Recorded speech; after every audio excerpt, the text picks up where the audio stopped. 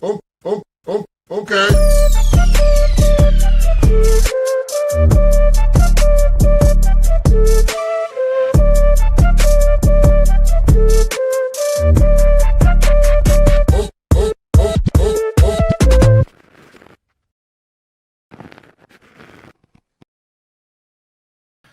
Well, good afternoon, everybody, and welcome to the Daily Herald here on Badlands Media. I'm your host, Jon Herold. I'm in kind of a sour mood right now after the news of this the school shooting in Minneapolis. And typically, I don't let news affect me, and I'm pretty good about that. Typically, like things annoy me now and then. I get heated over certain topics and people being stupid, but for the most part, I'm pretty even keeled. This one's a little different though. Not only is it like geographically close to home, considering it's Minneapolis, like that's not that far from here. I've been there so many times. I'm going there in a couple of weeks. I have family that lives there. My brother literally lives in that area, the Minneapolis area. Like that's one way it's close to home. I know I've had multiple texts this morning from people about the situation, knowing people involved, knowing people at the school, etc. But on the flip side of that, or in conjunction with that, maybe, my kids go to a Catholic school, and this is like a worst nightmare of mine. You know, I unfortunately went through divorce, 50% custody of my kids. One of my biggest concerns is something happening when I'm not there. Every Friday that they have mass that I'm with them, I go with them to the school. And I've actually thought about it before, like what would happen if like a shooter walked in here during church, whatever. I've brought my gun into the church many times. I haven't told anybody about that, but concealed it, obviously, just in case. But like this is unfortunate. It's sad. Prayers to the family involved. We're going to talk about the story in detail and some of the things I'm already seeing from people online in our community that are kind of upsetting me. A little upsetting at this point. Yeah, it's the tragedy itself is one thing, but then people trying to capitalize on it by decoding it and QComming it, that's getting old. But we'll talk about it. Let's get a quick word from our sponsors of today's show. First up, we got a little Van Man for your pleasure. Van Man is taking down big toothpaste with all natural oral care, just pure effective ingredients for a healthier smile. The Van never stops. Now try Van Man's new chewing gum as an all-natural alternative to traditional chewing gum with none of the synthetics and plastics found in big name gum. Instead, it has all the tools to remineralize teeth and keep them healthy. Powered by hydroxyapatite, nature's secret weapon, loaded with minerals like eggshells and bone, two of the best forms of calcium to remineralize teeth and build strong bone tissue. Van Man's tooth powder combined with pulling oils and peppermint aloe mouth rinse is truly the ultimate fluoride-free dental hygiene bundle that saves you 25% off the individual prices. Head over to badlandsmedia.tv/vanman to hop in the van for the ultimate way to care for your teeth naturally. That's badlandsmedia.tv/vanman. Awesome. Excited to have them in the fold. Got to grab my props for this next one. So our next sponsor is Viper bats. These things are awesome. Love these things. My kids love these things. And it's not just for baseball, guys. Home defense is a real thing. Step up to the plate with Viper bats, American-made, precision-crafted wood bats for athletes of all ages. Viper bats are made for players by players using hand-split maple, birch, and ash billets to ensure unmatched durability and big league quality. Founded by father and son with a deep love for baseball, every Viper bat reflects their player-driven passion and expertise. With tons of color options and a 45-day warranty on most bats, swing with confidence. Viper bats crafted for players, built to last, made to love the game. Also can play a role in home defense. Swing the best wood bats you'll ever hold. Swing Viper bats. Visit badlandsmedia.tv/bats and use promo code Badlands15 for 15% off non-blemished bats. It's badlandsmedia.tv/bats, promo code Badlands15. I have another bat that even says, it has on there, etched on there, home defense system. But my son had it outside and was swinging it around, even though he could barely swing because it was so heavy. Anyway, yeah, well, let's just talk. Let's start talking about it. No update on the Doge website, no update on the presidential website either. But this is the big story this morning anyway. 2 children dead, 17 people injured in Annunciation school shooting, Minneapolis police. According to Minneapolis police, a gunman killed 2 young children and injured 17 people gathered at Annunciation Catholic Church in Minneapolis for a service on Wednesday to mark the first week of the parish's school. 14 of the injured are children, 2 of whom are in critical condition. Minneapolis Police Chief Brian O'Hara said at a press conference the children who died were 8 and 10 years old. The shooter is dead from an apparently self-inflicted gunshot wound.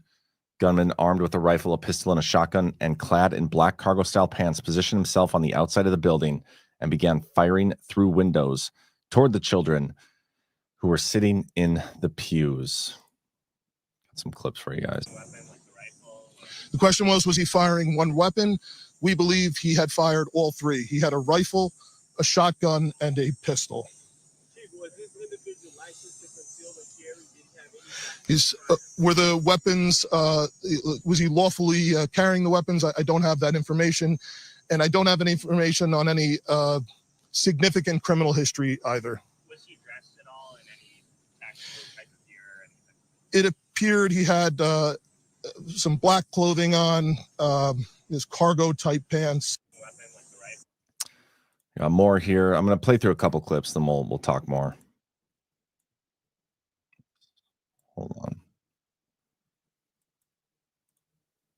Said it spoke to a parent who was sitting in a back pew when mass started at 8:15 local time, and that's when a shooter, this person reported a shooter opening fire outside the building with a semi-automatic weapon. The outlet also quotes the parent as saying this, quote, "He just pepper sprayed through the stained glass windows into the building, 50 to 100 shots." The outlet also said the parent reported witnessing 2 casualties. Said it spoke. It's crazy. Like the school uniforms here, that's like what my kids wear. It's hard. It's hard to see the story. This one's just, it hits different. Earlier today, just before 8:30 a.m., our city experienced an unthinkable tragedy. Minneapolis police officers responded to a report of a shooting at a mass that was happening at the Annunciation Roman Catholic Church on the block behind me. This worship service was marking the first week of school for children that are attending the Annunciation Catholic School. During the mass, a gunman approached on the outside, on the side of the building, and began firing a rifle through the church windows towards the children sitting in the pews at the mass. Shooting through the windows, he struck children and worshipers that were inside the building. The shooter was armed with a rifle, a shotgun, and a pistol. This was a deliberate act of violence against innocent children and other people worshiping. The sheer cruelty and cowardice of firing into a church full of children is absolutely incomprehensible. Police officers from the Minneapolis Police Department immediately responded, entered the church, and attempted to provide first aid and rescue some of the children that were hiding throughout the building, while other first responders came and EMS responded to rush victims to nearby hospitals. 2 young children, ages 8 and 10, were killed where they sat in the pews. Their parents have been notified. 17 other people were injured, 14 of them being children. 2 of those children are in critical condition. The coward who fired these shots ultimately took his own life in the rear of the church. Unbelievable. We have a I'm hesitant to use the word confirmation, but it's been reported by multiple people that the shooter is this individual right here, Robin Westman, a trans individual, biological male who pretends to be a woman, mentally ill, a epidemic of trans violence. They're apparently posted a video on YouTube a couple hours before doing the act. Suspect in the Minneapolis, Minnesota shooting at a Catholic school and church has been identified as Robin Westman, who posted a manifesto on social media just 2 hours ago, including a video showing the words, "Kill Donald Trump," written on a gun.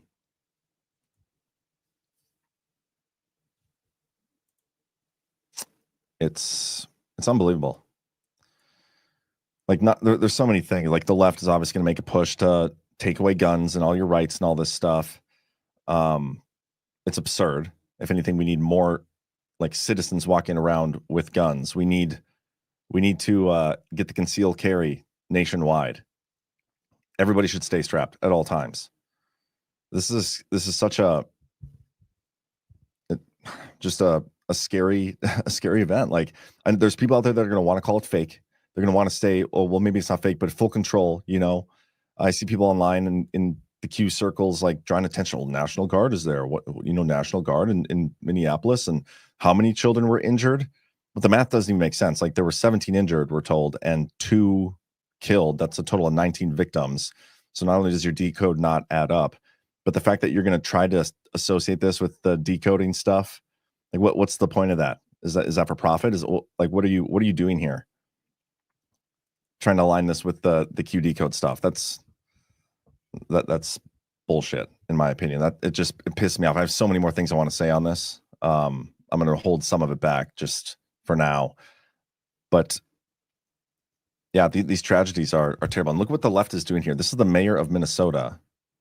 Look what he says in this video. Don't just say this is about thoughts and prayers right now. These kids were literally praying. It was the first week of school. They were in a church. These are kids that should be learning with their friends. They should be playing on the playground. They should be able to go to school or church in peace without the fear or risk of violence, and their parents should have the same kind of assurance. Thoughts and prayers. They were literally praying. I saw a comment in the chat. Bro Magnon T 800. John is too emotionally to report unbiased on the news. You may be right on that. With this, I can acknowledge that. This has me charged up, and I explained why at the beginning. My kids go to a Catholic school. I know people who are associated with the school that just got shot up. I go with my kids to mass every Friday. Like, this is something that hits very close to home for me. I used to work for a Catholic school. We used to have discussions about this. Anytime a school shooting would pop up in the news, we would have discussions about, like, are we doing enough to keep the kids safe? Like, all these things. Like, this is any parent's nightmare. Anybody with kids would get emotionally charged about this. And I know people want to jump and say, like, that's the whole point of it. It's fake. It's a false flag. Yeah, maybe, but I don't think it's fake. I've had too many people reach out to me acknowledging that they know people with victims in this to write it off as fake. So I'm not willing to do that. Maybe it was intentional false flag, something there, maybe, who knows? But regardless, the victims are still real as far as I'm aware and know, based on people I trust. So yeah, I'm giving them the reaction that they probably wanted out of this story, if that's what this is. And I'm acknowledging that, and I'm okay with it. Because this shit, I mean, for me, it's just going to confirm to me that I need to be taking my gun into to mass every time, just to defend myself and my kids if something were to happen. Nobody will have to know. It'll be hidden, concealed. It's just devastating for the family. And then Ash says 72-hour rule is most important in school shootings and other highly traumatic ops. 100% that's right. I don't know for sure. Like, we've been wrong before about the shooters or suspects in things. Maybe this isn't the person. Maybe we find out later it wasn't. We'll see. But 72 hours is definitely important. Take away trans. They need genuine mental help. Yes, I totally agree with that. The trans issue is a mental illness, guys, and we got to stop. We spent way too long. Not we as like in everybody, but just as a society, we spent way too long handling those people with kid gloves. Like, we need to acknowledge it's a mental issue, or it's far past time to do that. Acknowledge the mental issue here and get them help. Make no mistake, if not for our community in the face of the media, we wouldn't know who this is for days.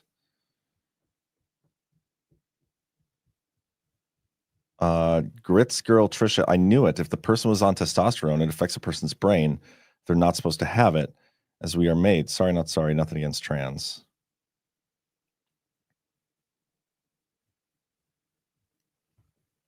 There's a tranny in the school district next to us. He self-harms and posts scars to socials. Now that is scary. That is scary. Ash 1776. In a world of lies, everything is fake until proven real. Fake doesn't mean the event didn't happen. It means the story must be presumed to be fake because the storytellers lie about everything. Yes. I mean, that's absolutely right. Both sides are going to try to spin the story the way they want. The event was real. You know, the conspiracy theories will go wild, as they always do.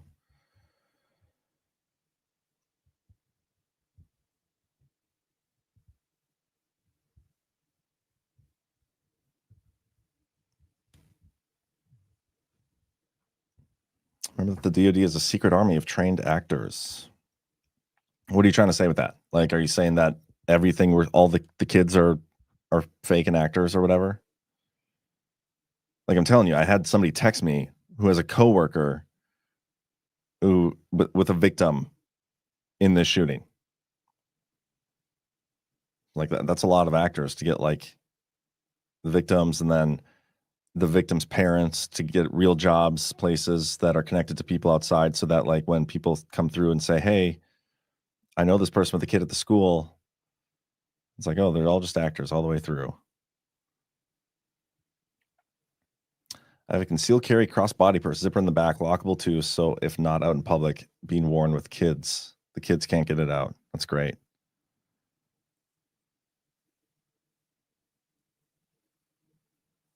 Yeah, wouldn't be on testosterone if it was a male transitioning to female. That's true.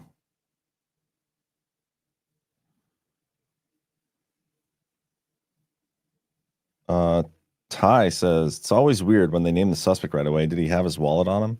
How do they know so quickly? I mean, he did kill himself right there. He probably did have his wallet on him. Car nearby, maybe. Who knows? Who knows? Apparently, there's an 11-minute video with the manifesto posted 2 hours ago on YouTube. I'd be surprised if this video is still up. Let's see what it says. Probably won't play this whole thing, but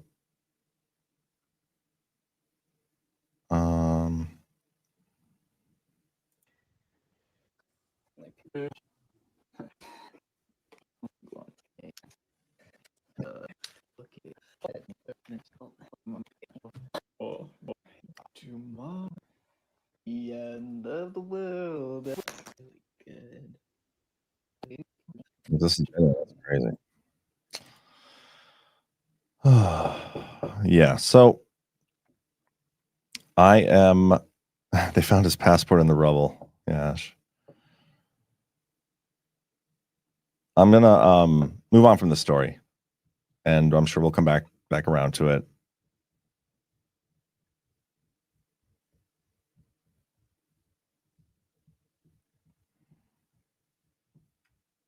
I do love that idea, Miss Lamas. Let our vets patrol all schools armed. That'd be a great role for vets. Like I would be in support of, and you guys know how I feel about federal funding of anything.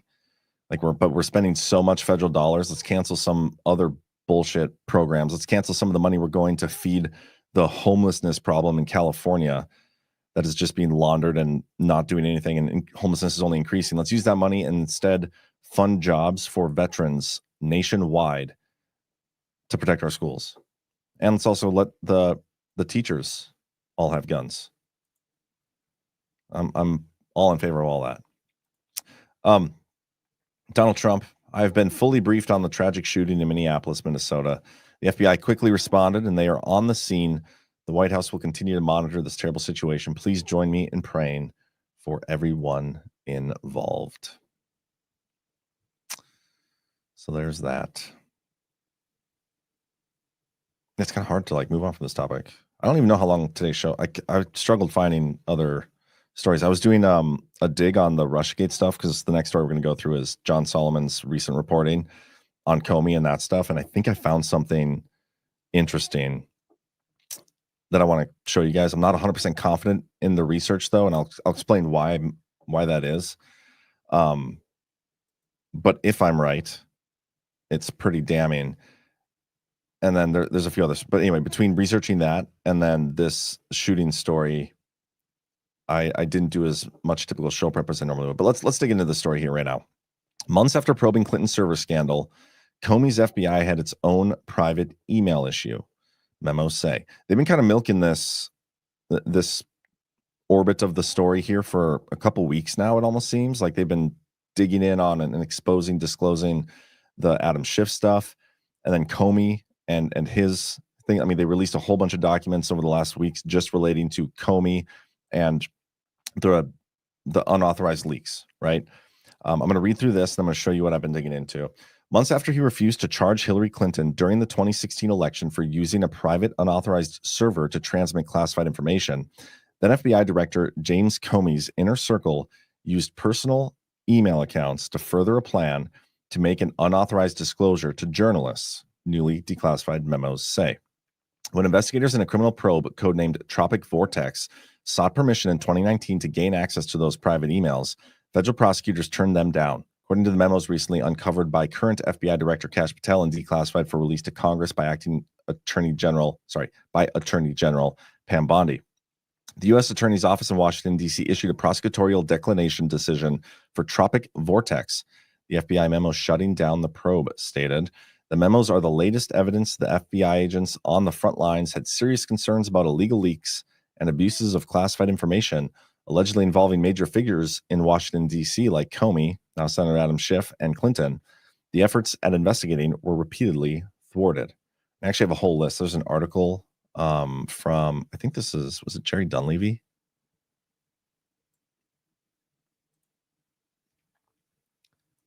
FBI classified leak inquiries into false Russiagate stories failed to hold anyone accountable. They had multiple leaks.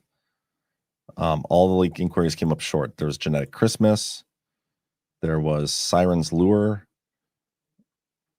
Foggy Falls. These are the names of the investigations, by the way. Riding Hood, Echo's Fate, Tropic Vortex. This is the one. Now, the reason this is being focused on, I believe, is like because of Comey ordering the leak, right? That's what's come out of this so far. Just News reported last week that agents gathered eyewitness evidence from Comey's top lieutenants, including former Chief of Staff James Rybicki and ex-FBI General Counsel James Baker, that the former FBI chief authorized the leak of classified information to reporters just before the 2016 election.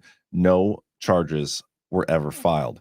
That probe, which was handled by the U.S. Postal Inspection Service and Connecticut U.S. Attorney John Durham, was centered on the leaks of classified information to the New York Times in October 2016, ahead of the November election in which Republican Donald Trump defeated Democratic Party nominee Clinton. Now, the part that's, I mean, I've been talking about the Durham aspect of this. Like, he had testimony, witness testimony of people involved here from James Baker that he leaked the stuff to the New York Times. And it was Rybicki who told him to do it. And James Baker was under the impression that James Comey was the one who like instigated and authorized the leak. So for sure, you could go to prosecute Baker for this. You could make an argument to prosecute Rybicki, who told him, and you could even make an argument for Comey, all three of them. But no, John Durham never did that. Now, the interesting part of this is the article, the October 16th New York Times article. Throughout all of the stuff that John Solomon has declassified, there is no actual mention of the specific New York Times article. And that's important because depending on which article it is, it could be all the more damning for kind of John Durham. But it just says October 2016 New York Times article right there. Okay. Now there's two schools of thought on this already. I've been looking at this. Some pretty good Russiagate researchers, Stephen McIntyre and Walka Fire, they are saying It is this October 5th article by Charlie Savage and Nicole Pelroth about Yahoo said to have aided U.S. email surveillance by adapting spam filter. Okay. Notable. I mean, if that's what it is. But on the flip side of that, we have Jerry Dunleavy in this article written along with John Solomon, Jerry Dunleavy and John Solomon, who says that they think it's, let me find it. It is possible that the October 2016 New York Times article in question was a piece published on Halloween that year, written by journalists Eric Lichtblau and Stephen Lee Meyers, entitled "Investigating Donald Trump, FBI Sees No Clear Link to Russia." Now, John Solomon, as I've been saying, is it's a little more than just like him getting documents and publishing this stuff. The dude is playing inside baseball within inside baseball. He's been connected to these guys for so long. And as I've pointed out many times, he's the guy who was last known to have had the Russiagate binder stuff. And so him being the one disclosing this, it's like, okay, he's been working on these articles for a while. They're saying it's probably this New York Times piece. And that is important because, let me show you. Here's the actual article. Investigating Donald Trump, FBI sees no clear link to Russia. I think I highlighted a couple things in here. One official said, a senior intelligence official, a second senior official. These are the two people that they refer to in the memo, because that's like one of the distinguishing things that we know. Otherwise, we don't know what it's like. There's two U.S. government officials that they're investigating. So the fact that there's a mention of two here is important. But this specific article, guys, the leak for this article, if this is the article, again, I want to preface that very heavily because I'm not 100% sure. We may find out later that it was the Yahoo one, but I don't think we have enough evidence yet, one way or the other. But if it is this article, this October 31st, 2016 one, which I'm thinking it is, this makes things for Durham a lot more interesting, because if you go into the Durham Report, Durham was investigating this article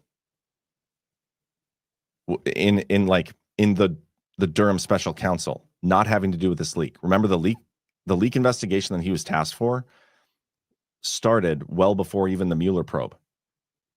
I think it was May of 2017, early May or March of 2017 that this investigation started, that he was assigned to, and they were done by December. The Mueller probe started in like May, I think, of 2017. So this investigation started by Durham in early 2017. So then come back around when he's doing his Durham investigation into the Mueller probe and all the bullshit the FBI was doing. You get a couple of interesting things here. As explained before, evidence collected by the office also demonstrated that prior to providing the unfounded Alpha Bank claims to the FBI, Sussman and Fusion GPS had provided the same information to various news organizations and were pressing reporters to write articles about the alleged secret communications channel.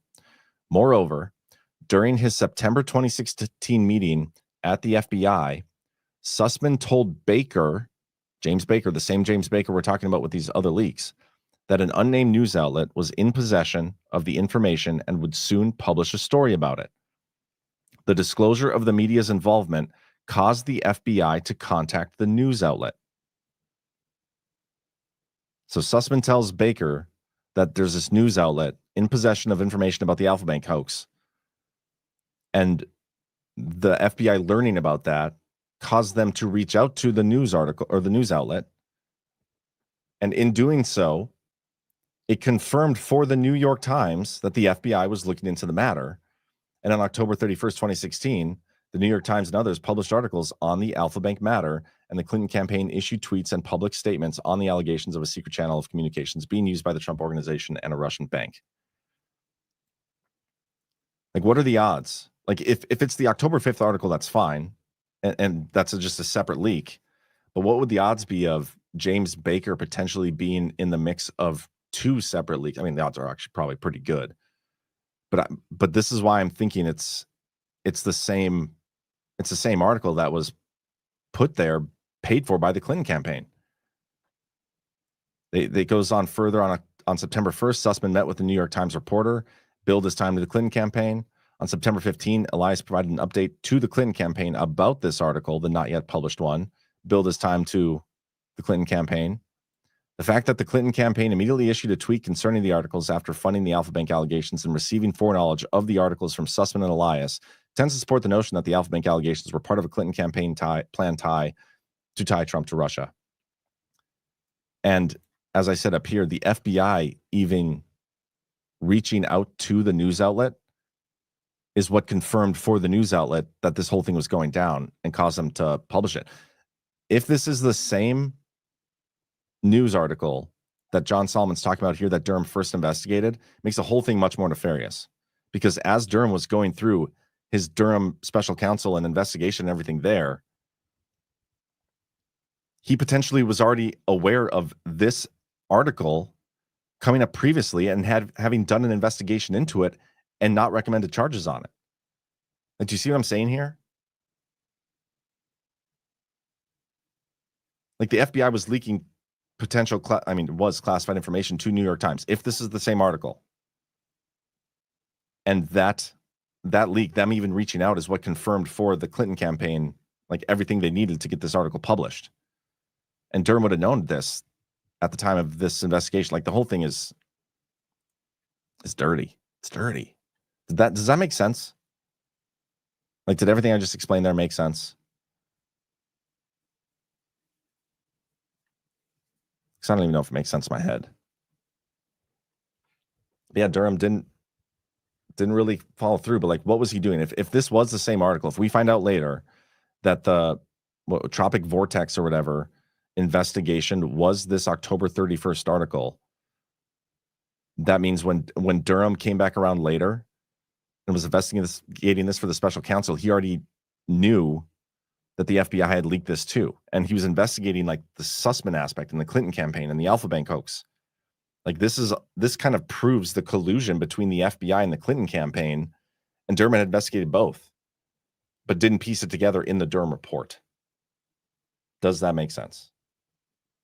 He didn't piece it together for the Durham report, having known previously. If it's the same article, if it's not, then it may not be as nefarious as I think. But if it is the same article, which I hope we find out, then Durham like intentionally would have left information out of the Durham report having to do with a pretty substantial piece of evidence here of nefariousness on the FBI. Okay, you guys seem to, well, some of you say you're tracking. I already talked about the shooter, Bravest. John, come out of the weeds. Okay, I'll come out of the weeds.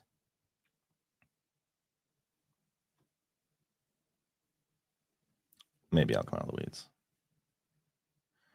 Gopher says, just heard Trump wants to let 600K Chinese students to the U.S. Talked about that yesterday. I'd give that a look yesterday. John, it's a trans shooter with a manifesto. Come on, how many have to be exactly the same? I don't know what you mean by that. Anarchy. So was Durham compromised? Was he phone? I don't know, but like, these are questions that need to be asked.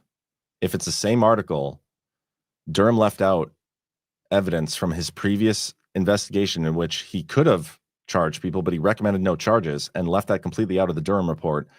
And they're two separate leaks, two separate instances from two separate vectors having to do with vilifying Trump. Like the whole narrative, the whole point of the Clinton scandal here was to vilify Trump by connecting him to Russia. The Clinton campaign paid for it. It says in the Durham report that the FBI even reaching out to the New York Times is what confirmed for the New York Times what the Alpha Bank's people were saying. That it was enough for them to go forward with the story. And if the FBI was also leaking classified information on orders from Comey at the same time, that even further justifies the New York Times for like the article, like further confirms for them that there's a real investigation going on. The FBI is giving us classified information here. It further proves collusion between the Clinton campaign and the intelligence community in this entire thing, trying to vilify Donald Trump. I don't know if I'm saying this well enough. I'm going to try to piece my thoughts together a little better. And we're going to talk about this again tonight on the Power Hour. But yeah, I hope at some point we get confirmation of which exact October 2016 New York Times article it is, because there's a few that could fit the description.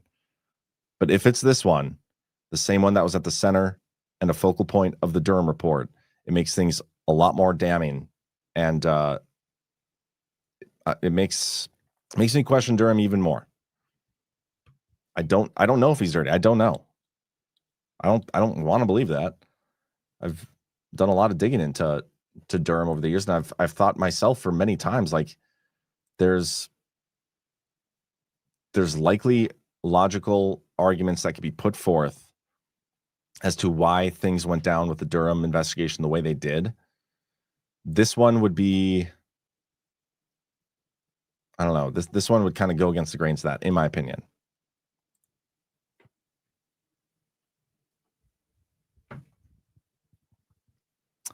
Anyway, let's we'll keep plugging away here, and I'll probably come back to that. I'm going to do more digging this afternoon if I can. But anyway, let's talk a little Cracker Barrel. Cracker Barrel shares rise after restaurant chain gets rid of controversial new logo. They pussied out, guys. Shares of Cracker Barrel rose roughly 7% Wednesday after the restaurant chain said it would scrap its new logo and return to the original one amid mounting criticism from social media users and even President Donald Trump. Yeah, Donald Trump, he kind of took a victory lap over this. America is back, America first, oil barrel, hilarious. And then this is what he said too. Congratulations, Cracker Barrel, on changing your logo back to what it was. All your fans very much appreciate it. Good luck into the future. Make lots of money, and most importantly, make your customers happy again.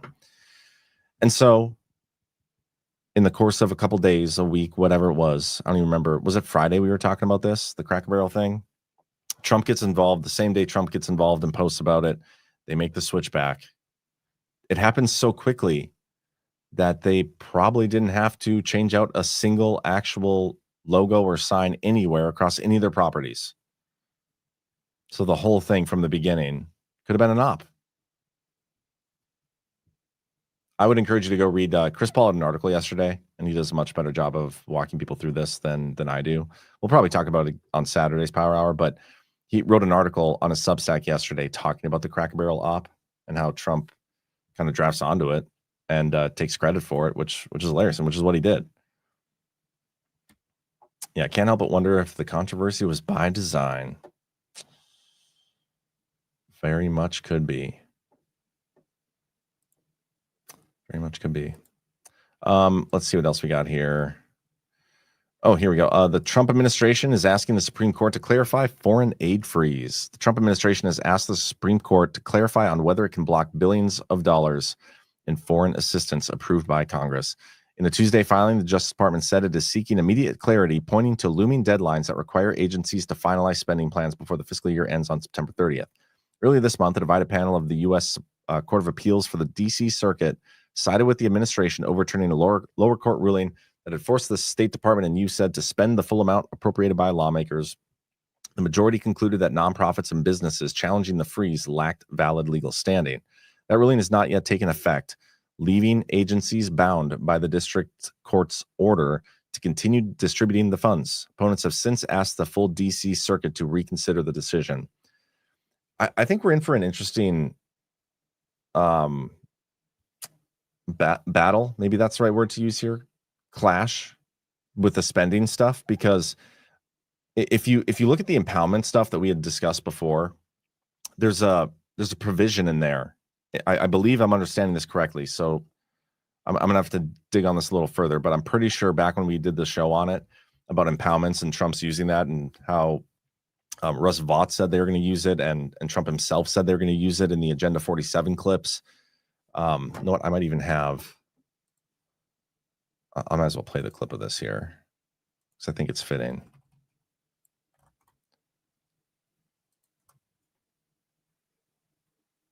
Here we go. This is a clip me and Chris talked about on the Power Hour using impoundments. And then here is Trump himself. This is back on June 20th, 2023.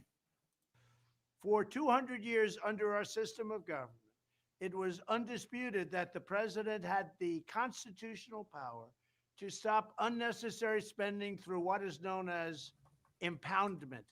Very simply, this meant that if Congress provided more funding than was needed to run the government, the president could refuse to waste the extra funds and instead return the money to the general treasury and maybe even lower your taxes. Thomas Jefferson famously used this power, as did many other presidents, until it was wrongfully curtailed by the Impoundment Control Act of 1974. Not a very good act. This disaster of a law is clearly unconstitutional, a blatant violation of the separation of powers.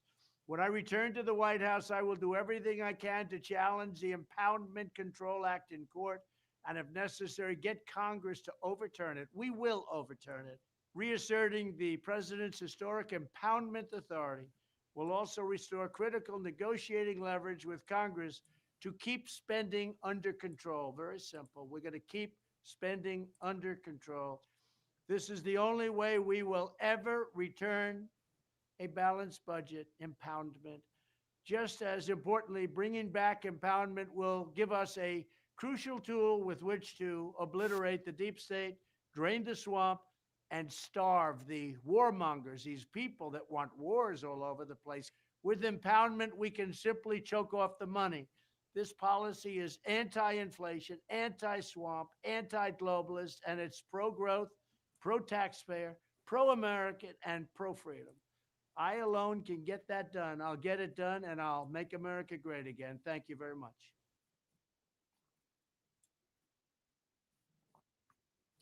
I'm gonna play one more clip here. This is from Russ Vought, and you guys, if you search my Twitter profile for Agenda 47 with the space in between, you'll find these videos.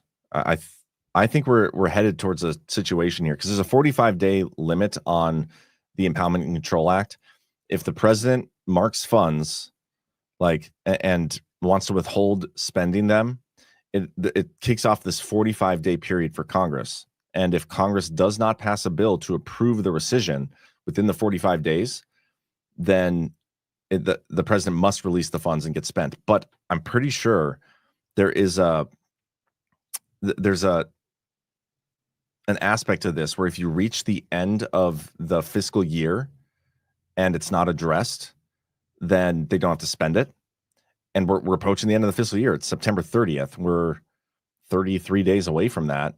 I wonder if we're going to see a situation where Trump waits till the last week or two and marks some of these funds for not be spent. And then if Congress doesn't act on it quick enough, they fall off. I'm pretty sure that's how it works, but don't quote me on that. I'm trying to find it right now. But listen to this one clip here from Russ Vought.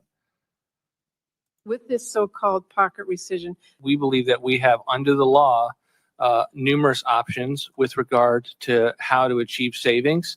and it has also been reported that you are considering sending Congress a massive deferral package under the ICA. If you haven't watched Russ Vought's interview on Tucker Carlson last year, solid. It's great. And he talks at length about this particular subject. For 200 years, presidents had the ability to not spend a congressional appropriation. That has always been the constitutional system. It had been brought. It had been a paradigm that had been brought from the UK and how we understood the constitutional principle is certainly power of the purse means that Congress gets to set the ceiling. You can't spend without a congressional appropriation, but you weren't ever meant to be forced to spend it, and it has become a floor. In the 1970s, at the lowest moment of the presidency, Congress steps in, and to some extent the courts, and they pass the. Okay, I may be wrong on my understanding of this. I just want to read this for you guys here real quick. If the president proposes to rescind, this is a more significant action that also has a time limit tied to Congress. The ICA allows Congress 45 days of continuous session after receiving the special message to vote on the rescission. If Congress takes no action or votes to reject the rescission within that time, the funds must be made available for obligation before they expire. I'm just curious, with the time frame that we're operating in and us knowing that they're going to do this rescission stuff, they've said it, multiple people within the administration and Trump himself have said they're going to use this authority and power. When are we going to actually see it come through? And the reason I talked about this whole thing is they're kind of having a discussion about this right now, asking the Supreme Court to clarify the foreign aid freeze. And so I think this connects to that. I think we're going to get something from the Supreme Court that could detail and provide some sort of roadmap to how things move forward with some of these financial discussions that we're going to see. So I'm keeping my eye on it. I just wanted to point that out to you guys. The Transportation Secretary Duffy moves to take over Union Station management. He announced Wednesday that his department will assume control of Union Station in Washington, stripping management from Amtrak as part of a broader federal effort to reassert authority over the Capitol. So there's that. This was interesting. Just came out this morning. Denmark summons top U.S. diplomat over Trump-linked influence reports. Denmark has summoned the senior U.S. diplomat in Copenhagen after reports that American citizens with alleged ties to President Trump were conducting covert influence activities in Greenland.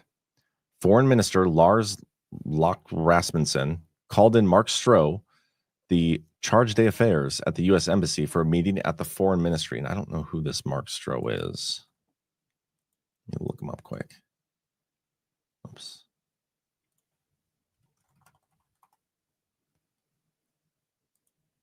Mark Stroh, career Foreign Service Officer, is the Managing Director for International Media in the Bureau of Global Public Affairs, Syria Transition Assistance Team. There, he led an interagency team of civilians embedded within U.S. Special Operation Forces. Interesting.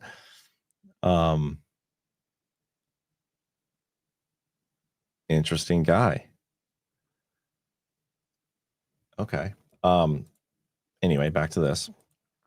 The new report by Danish broadcaster DR said at least 3 Americans linked to Trump had been gathering information and attempting influence operations in Greenland. Denmark Security and Intelligence Service, PET, said it believes Greenland is the target of influence campaigns of various kinds aimed at straining ties between Denmark and Greenland. Concerns over U.S. interest in Greenland have persisted since President Trump suggested taking control of the Arctic territory, a semi-autonomous region of Denmark, and declined to rule out force.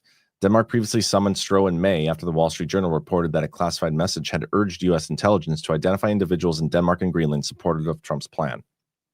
We haven't heard like from Trump on Canada becoming the 51st state or Greenland becoming the 52nd state, or there's another one. I remember joking about another country becoming a state. But anyway, we haven't heard him joke about that in a while, have we? It's notable. It's got to be notable. Some officials downplayed the matter, describing the alleged efforts as amateurish and saying no link to U.S. intelligence had been established. The reports follows Trump administration's stop work order on a nearly completed offshore wind project co-owned by Ørsted. The order coincided with Rasmussen and Denmark's ambassador signing a clean energy partnership with California Governor Gavin Newsom, though Danish officials said the events were unrelated. Yeah, pretty over-the-top diplomatic demand, says Bay Arthur's Dick. Why not just pick up the phone rather than make an international incident out of influencer posts? It's a good question. St. Pete 70 says, before joining the Foreign Service, Mr. Stroh was a journalist working for several daily and weekly publications, including the Philadelphia Inquirer. Isn't that interesting?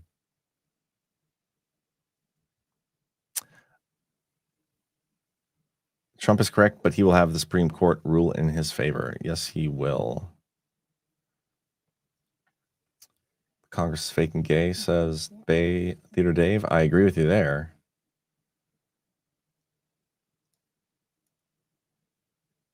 Kelly Oak says Durham might have ignored the papers on purpose the second time around. That's a great point, and he definitely could have. There's really two things. He was either like helping to cover it. Either way, it would seem intentional, right? It's just whether it was for good reasons or bad reasons. That's what we wouldn't know, but it'd still be notable, regardless, to figure out what article it is, and then have the discussion of why it was left out. Grassley welcomes resolution for FBI whistleblowers following years of retaliation. The Federal Bureau of Investigation whistleblowers have secured compensation agreements. Zoom in here for you guys. With the FBI after months of negotiations mediated by Senate Judiciary Committee Chairman Chuck Grassley. The whistleblowers, including Garrett Boyle and Stephen Friend, were subjected to demotions, security clearance revocation, and indefinite unpaid administrative leave as a result of reporting waste, fraud, and abuse during the last administration. 10 agreements collectively rectify over 12 years worth of inappropriate suspension time the FBI dealt against the whistleblowers. There's multiple different agreements. None of them are the same. 4 involved facilitate voluntary retirements, all include lump sum payments for damages. I mean, it's our money. I believe we should be entitled to know what the exact terms of every one of these are. I doubt we're going to get that, though. A couple other Trump Truth Social posts I'll buzz through. I'm pleased to report that I have raised since the great presidential election of 2024 in various forms and political entities in excess of $1.5 billion. Make America great again. Is he talking about his personal finances? His PAC money? Like, what is he talking about there? In various forms and political entities. That could mean a lot of things, but that's a lot of money. A lot of money. Speaker Mike Johnson and Leader John Thune are working with me and other Republicans on a comprehensive crime bill. It's what our country need, and now more to follow. Make America great again. Hopefully it involves constitutional carry nationwide. Another one, Republicans ban mail-in voting, President Donald J. Trump. And then another one, there's a sick rumor going around that fake news NBC extended the contract of one of the least talented late-night television hosts out there, Seth Meyers. He has no ratings, talent, or intelligence, and the personality of an insecure child. That's hilarious. So why would fake news NBC extend this dope's contract? I don't know, but I'll definitely be finding out. It's just a weird way to end it. Like Trump is the president of the United States is going to dig into why NBC extended Seth Meyers' contract. And probably the most interesting one, George Soros and his wonderful radical left son should be charged with RICO because of their support of violent protests and much more. All throughout the United States of America, we're not going to allow these lunatics to rip apart America anymore, never giving it so much as a chance to breathe and be free. Soros and his group of psychopaths have caused great damage to our country. That includes his crazy West Coast friends. Be careful. We're watching you. Thank you for your attention to this matter. To me, this signals that, like, how many times has Trump posted something on social media and we only find out later that yeah, there was an investigation going into that exact thing. Like the Adam Schiff is a great example. How many times did Trump say yeah, Adam Schiff, he should go to jail for leaking information? We find out a couple of weeks ago that Adam Schiff had an entire operation where they were leaking classified info to the press. It's happened over and over again. And so to me, the RICO case that we have been waiting for, the Grand RICO, it's encompassed George Soros and potentially the riots of the Summer of Love, which were there to delegitimize and steal the election from Trump. Part of the COVID stuff too. I think this is notable and good signal. So we'll talk about this tonight in the Power Hour. What else do I got for you guys? That might be it. Oh, there is news on the Nord Stream pipeline. There's a Ukrainian being held in Italy over Nord Stream gas pipeline blast mystery. This was from 6 days ago. I'd missed it. But they have a Ukrainian in custody. And we're going to see what comes of that.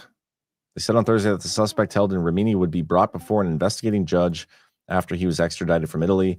Prosecutors said the man was strongly suspected of jointly causing an explosion and the sabotage, undermining the Constitution. There's no evidence so far linking Ukraine, Russia, or any other state to the attacks. I'm not sure I buy that, but we shall see. And yeah, with that, that's all I got for you guys for today. So real quick, I do want to give a quick shout out to kind of ourselves, Soft Disclosure.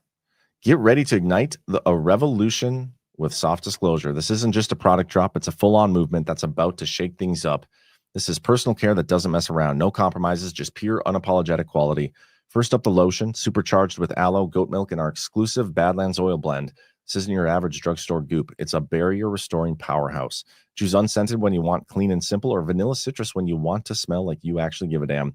Then the deodorant, natural, aluminum-free, and straight-up badass. Built to last 2 months of daily use with scents like crisp mint or bold lemon grapefruit. No gimmicks, just protection that actually delivers. And finally, the tallow bar. And no, it's not deodorant. It's a vanilla coffee tallow stick. Primal fuel for skin that's been through hell. Rub it where you need serious moisture, elbows, hands, knees, basically anywhere you're tired of feeling like sandpaper or just want baby soft skin. Every bottle, stick, and bar is handcrafted in Colorado by Badlanders who live and breathe truth. Partnering with Willow Wind Farm and Badlands Media, we're putting our money where our morals are. Soft Disclosure, make truth your routine. And the purchase of any of the Soft Disclosure products, the profit from that go directly to supporting Badlands Media and its creators, goes directly into the rev share pool. So yeah, guys, it's a great way to get awesome soft skin, great smelling armpits, get rid of the sandpaper on your skin, but also support Badlands Media in the process. And we've priced this as reasonably as we possibly could. With that, do we got any rants? So Keith O'Higgins, good to see you, man. Keith O'Higgins says, here we go. Whoops. Since the genders are reversed from the Audrey Hale shooting, I wonder how long before his woman festo is fully released. Sounds like he was on YouTube. I'm sure the YouTube video is taken down, but now it's maybe on Twitter, so maybe it'll stick around there. Harder to take that down, maybe. Who was the Durham Report for? Yeah. Shire Eve, the Cracker Barrel near me was already renovated, and yes, the sign change was real. Did they change the sign too already? That's interesting. If you spell Soros backward, it spells asshole. That's funny. Ricky Irish. That's really good. Oh, I was going to show you guys this. I don't know if this is the actual logo we're going to go with, but so I've been talking about this a little bit. We're doing a Badlands Media, like our hosts, we're doing a fantasy football league, even though like not everybody watches football, whatever. Not everybody's, we know it's a distraction. We get all that. We get it all. But we're still going to do a fantasy football league and have like bets and stuff. So like the winner gets a little trophy we'll make, and then the loser has to do something that's super embarrassing at a GART. And we're going to record, like we're doing our draft live tomorrow night, 10:30 p.m. Eastern, in place of G-Money show, because G-Money is going on vacation. G-Money is not in the league. He says he thinks fantasy football is gay. So we decided to actually name it G-Money's Fantasy Football League. So make sure you guys tune into that. It should be a fun time. We have 12 people participating in the draft. We're going to try to get all of us live for a show during this. So it should be fun. We'll see what we can do. But yeah, tomorrow night, 10:30 p.m. Eastern. Make sure you guys tune in. Also, make sure you tune in tonight for the Devolution Power Hour. Me and Burning Bright. Should be a good show. Lots to discuss. And then I'll be back again tomorrow, right here on Badlands Media, 1 p.m. Eastern, for the Daily Herald. I don't think there's anything else going on right now. Oh, also, forgot about this. Tonight at what time is that? Her show. I'm going on with Shipwreck on her show tonight at 7 p.m. my time, 8 p.m. Eastern. So I haven't done a full show. I've had her on for an interview before, but I haven't done a full show with Shipwreck. So I'm excited about that. We're going to talk about lots of stuff. But yeah, tune in. 8 p.m. Eastern here. I'll be on with Shipwreck, and should be a good time right here on Badlands. So thank you, everybody, for tuning in. Hit that thumbs up. I will see you later today.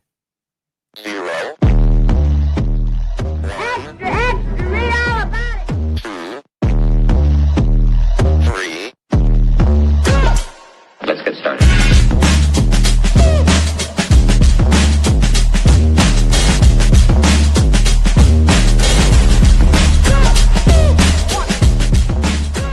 That's what she said. Oh, that's real good. Why they stopping me? Stopping me.